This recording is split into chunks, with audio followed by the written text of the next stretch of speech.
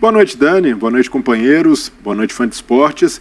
Bahia que fez uma atuação com personalidade no Nilton Santos.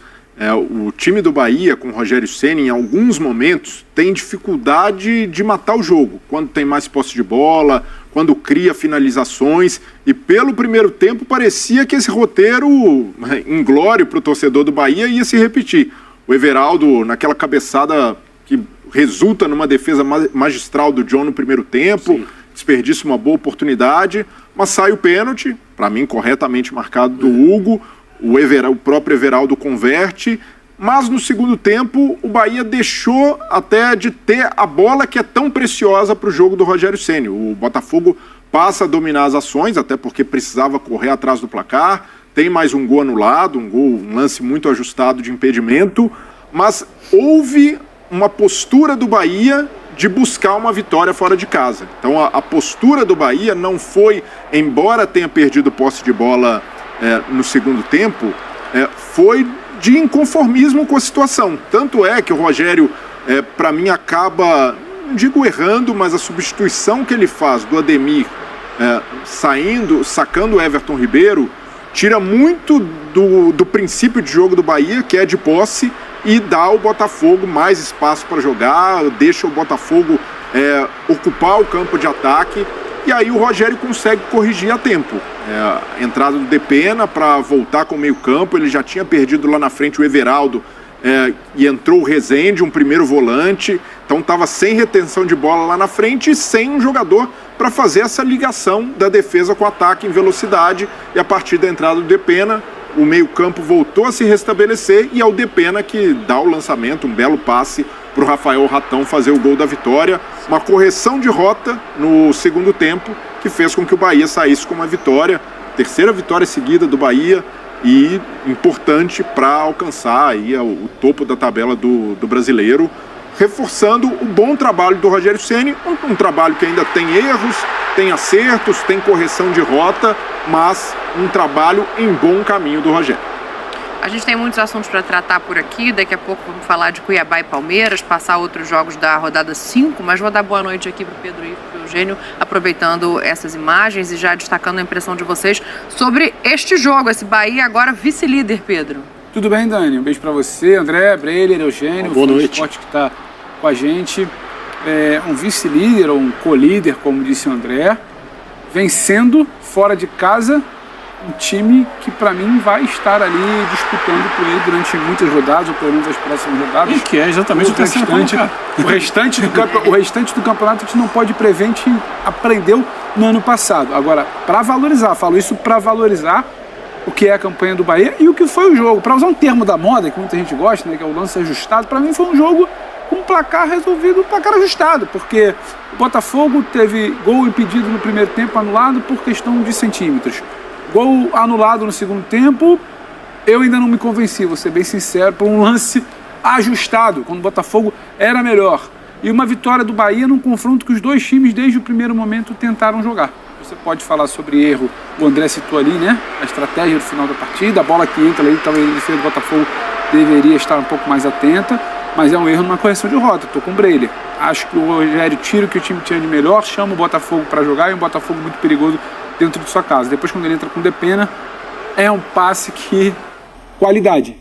Não é qualquer jogador, não é qualquer nome que vai entrar no segundo tempo, não é qualquer time que vai buscar essa enfiada. E o Botafogo tentava continuar jogando. Não teve nenhum momento ali um time acomodado, um time tentando segurar resultado, um time partindo de qualquer jeito para o ataque. Então, um jogo muito interessante que, para mim, valoriza o que é a co-liderança do Bahia, valoriza o que é o Botafogo. O torcedor está longe de ficar preocupado porque perdeu para o Bahia hoje, para entender para quem perdeu, qual foi o jogo que aconteceu e como o time se portou. O Botafogo teve volume para fazer 2 gols no primeiro tempo, teve volume para fazer talvez 2 ou até mais no segundo tempo, mas lance ajustado, falha em finalização, poderia ter finalizado melhor no primeiro tempo, não teve volume. Então acho que isso aí valoriza muito mais o que foi esse jogo. Um Bahia e Botafogo que talvez muita gente, algumas rodadas, não pensasse que seria tão interessante, ou com 2 times, como o Eugênio citou, o terceiro e o segundo colocado. Agora, quem vinha acompanhando o trabalho do Arthur Jorge nas últimas semanas, e sabe do que o Ceni pode fazer, ainda que erre, possa bater cabeça ali, vai errar muito e vai acertar demais. Ainda tem todo mundo. Tem um 8 ou 80 ali que a pessoa precisa normalizar um pouco mais, não tem problema, mas sabe de bola. Então, eu achei um jogo muito do agradável, valoriza muito a campanha do Bahia e tá tudo bem o resultado do botafoguense. Ninguém quer perder, só que você jogou. Você tentou e tinha um time do outro lado também, tinha qualidade do outro lado. Até porque, Eugênio, para te dar uma boa noite, às vezes a gente esquece de levar em conta o tempo de chegada de cada treinador à sua equipe, né? A gente está falando de um Arthur Jorge com poucas partidas à frente do Botafogo, mas que parece já ter encontrado o que para ele é a maneira ideal diante do elenco que ele tem. Claro que ainda vão haver ajustes, ainda vai haver mudança de peças em determinadas posições, mas assim, ele está encontrando a estrutura que lhe agrada para jogar com esse Botafogo. Tudo bem? Tudo bem, Dani. Boa noite para você, para os companheiros, para os fãs de esportes. É isso, mas assim, não é um Botafogo assim que é o que dá para fazer. Não, dá para fazer. Dá para fazer. E ele tem feito um time que é bem diferente, eu acho, com uma ideia melhor do que a ideia do Luiz Castro no passado. Melhor. É um time que constrói, é um time que se aproxima, é um time que tem ultrapassagem, que tem construção de jogada sustentada, muita movimentação nos homens de frente, só que é importante dizer que hoje pegou o Bahia. E o Bahia não à toa é co-líder do campeonato, é um time que investiu muito. É o time do Grupo City, que esse ano foi buscar vários jogadores importantes, interessantes, montou um meio-campo de muito respeito e foi jogar bola.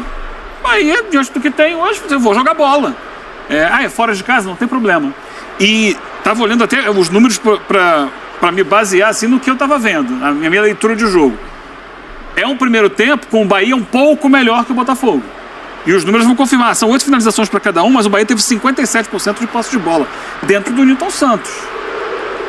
Muitas vezes dentro do campo ofensivo do Botafogo. Campo ofensivo. Já no segundo tempo muda. O gol no final do primeiro tempo muda as duas equipes. O Botafogo volta se lançando mais ao ataque, assumindo mais riscos, e o Bahia entende, a partir da leitura do seu técnico, dos dois técnicos, né? Um joga o time para cima, o outro traz um pouco para trás. E eu acho que isso é um amadurecimento do Rogério Ceni, porque os times do Rogério normalmente são times, para mim, até um pouco afobados, querem resolver tudo de imediato, corre, bate e volta, bate na parede, volta, bate na parede e volta.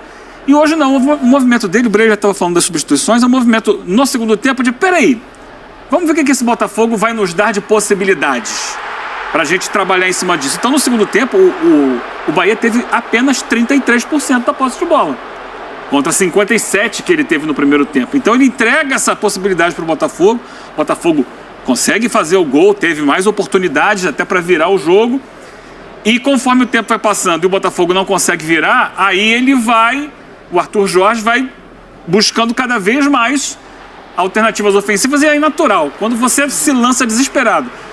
Tinha um empate, não satisfazia o empate, ele queria ganhar o jogo. Então ele coloca um zagueiro de centroavante. E para isso ele tira o lateral direito.